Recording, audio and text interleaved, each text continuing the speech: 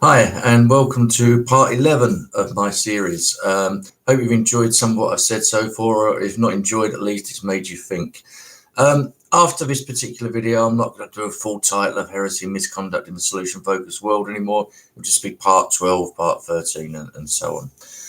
And today I'm going to talk a little bit about how and why SF practitioners, particularly therapists, get stuck and how we can not be stuck.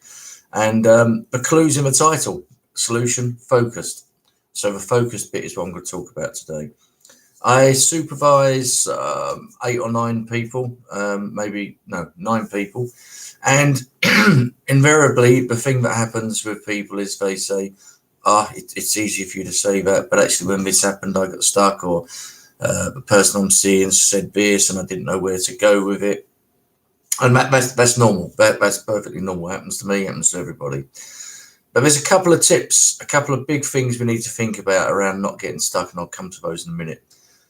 The first thing I want to say is that there's a bit of a misnomer out there for some people, not everybody, but for some people, that skills, techniques, particular questions are what you need to make solution focus work. And I've talked before about the SF stance, the SF kind of paradigm shift, the way we view people, which is more important than the actual techniques, I think. That being said, the focus. Here's 2 things I'm going to talk about today. One is best hopes, which most people know about, but I'm going to break it down a little bit.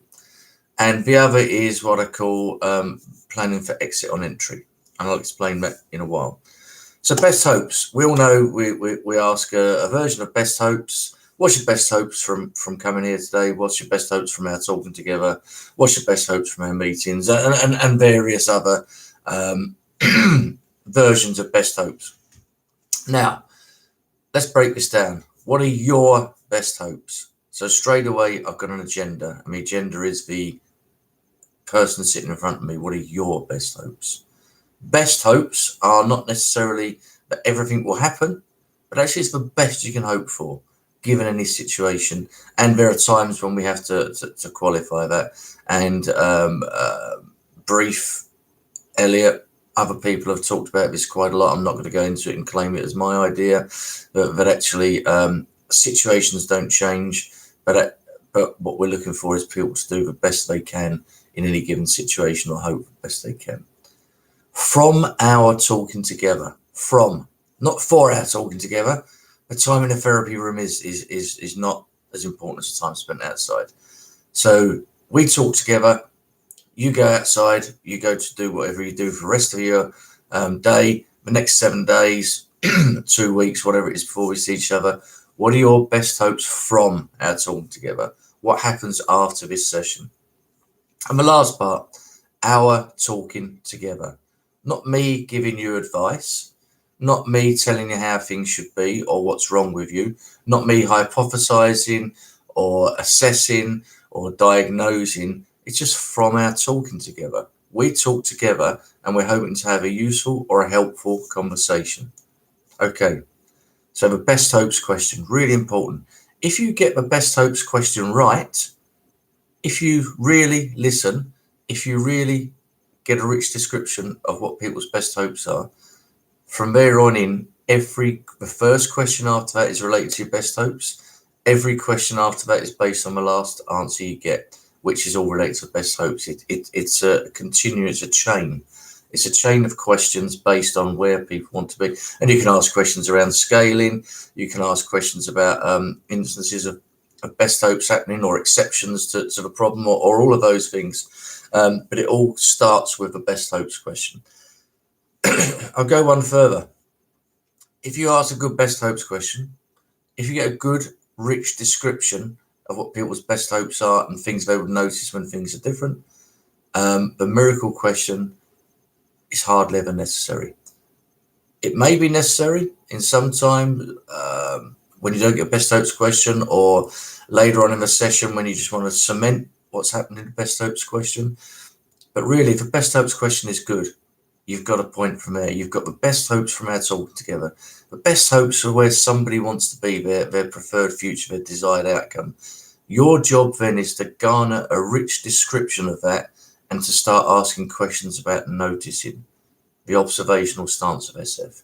If you get that right, if you spend time on that and don't leap into the next part, if you spend enough time and effort really getting the best hopes question right, you're not going to get stuck on a preferred future because you started it. People say to me, what about young people? Or what about this person who can only think about tomorrow? Simple. Chunk of best hopes down. So what's your best hopes from our talking together for the next day, for next week, for next month?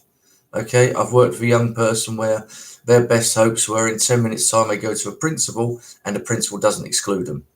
Okay, what do you think the principal would have to see to know that you can stay in school?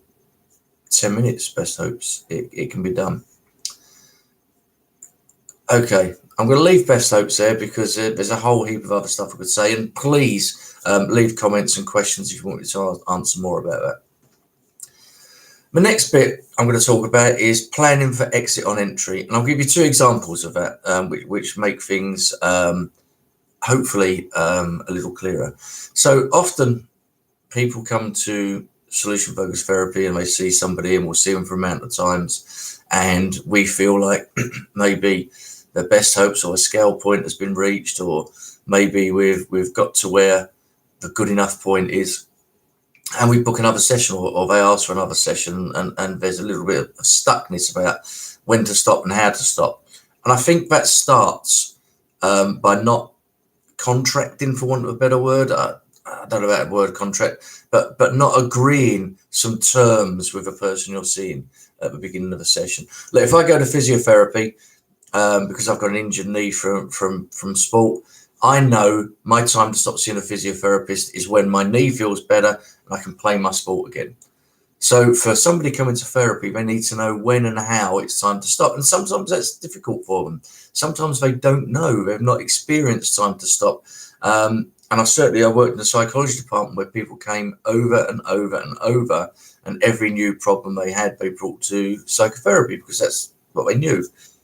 So here's an idea. Think about exit on entry, and here's 2 examples. I worked with a woman once who, when we did a best hopes question, although it wasn't best hopes and it's more of a miracle question, she wanted to be able to get into town on a bus on her own. She was very anxious. She used to come into town. She had gotten on in years, no longer with a partner. She wanted to come into town on her own. All her friends were in town. The shops she wanted to go to were in town. And she lived in a rural area just outside of town. So we talked about her best hopes and miracle question. That was what she clearly wanted. I want to be able to get into town on my own. I don't want to rely on other people. I don't want to have to get a taxi. I want to get on the bus and do this. And so we talked a bit about that. And within the first few minutes, and I said to her, so if you were getting into town on your own, what difference would it make? And we talked about those questions. And at some point in that conversation, I said to her, and so if you could get into town on your own and not be anxious and get on that bus and go into town, would you know that's the time to stop coming to therapy? Oh yes, she said, yeah, if I can do that, then I don't need to come here anymore. So straight away, I'd established an end point, even before we started the work. Okay.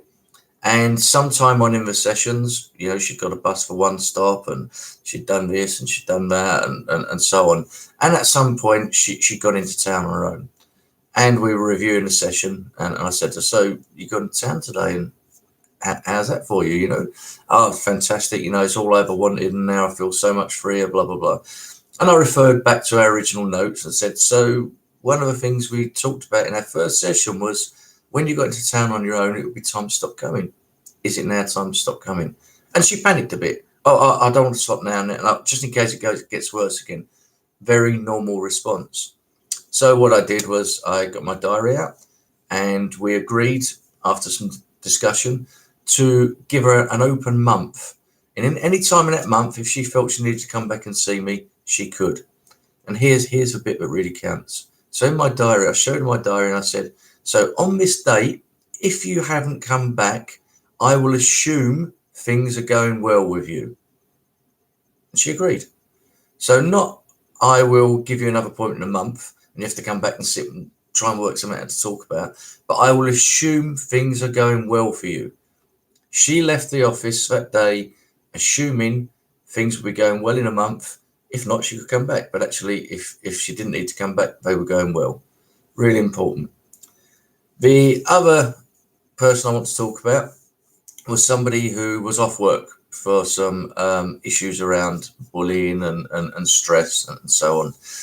And we did best hopes question. And then I said to her, so your best hopes are to get back to work and to be able to deal with stuff and to you know, get back there and be okay. Yep. And we talked about that.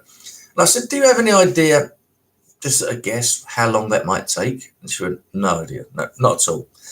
Now, some solution focused practitioners might stop and say, oh, okay, right, we'll just go on. We'll carry on. What I did with her, I said to her, so I'm just going to press that home a little bit and ask you a question. If I were to say you'd be back in work in a year, would that be reasonable? And she said, oh yeah, I'll be back at work in a year. Yeah, I'll be back at work in a year. I said, oh, okay. So you know, we could do some work together and you're going to be back to work in a year. What about a month? No. I'm not going to be back at work in a month. I've got so much has happened. I've got so much going on, etc., etc. Oh, okay. 6 months? Oh, yeah, I think I should be back in 6 months. 3 months? Maybe. So now we've got a bit of a time frame. This person's telling me that their resources, their knowledge about themselves, their understanding of how they've coped and what they hope to get from therapy is basically going to take a period of time, somewhere between a month and 6 months, possibly 3 months. Okay, what I can do, and what I did do with that person then, was check in every week, as you would do in any solution focused session. How we doing? How we going? Blah blah blah. And there came a point about 6 or 7 weeks in where I asked the same question. I said, I asked you this question when we started, and you said, you know, a month was too soon, a year definitely, 6 months probably, 3 months maybe. How's that going?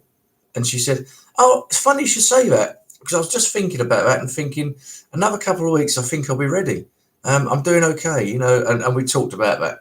So just to recap, plan for exit on entry by discussing at what point somebody might think their work is done with you. And bear in mind, they have a life outside of therapy. You're not going to coach and hold hands for the rest of their lives. At some point, they're going to leave. To start thinking about it at the beginning is a good way of assessing their own kind of capabilities and resources. And make sure you ask the best hopes question well and get a rich description.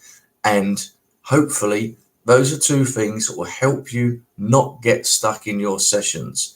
There are lots of other things, but those are the 2 I'll talked about today. And that's where we'll leave it today.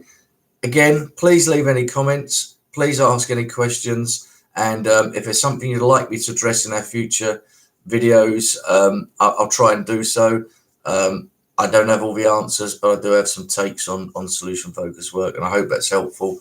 Have a great day, have a great week, and I'll try and do another video next week. Cheers. Bye-bye.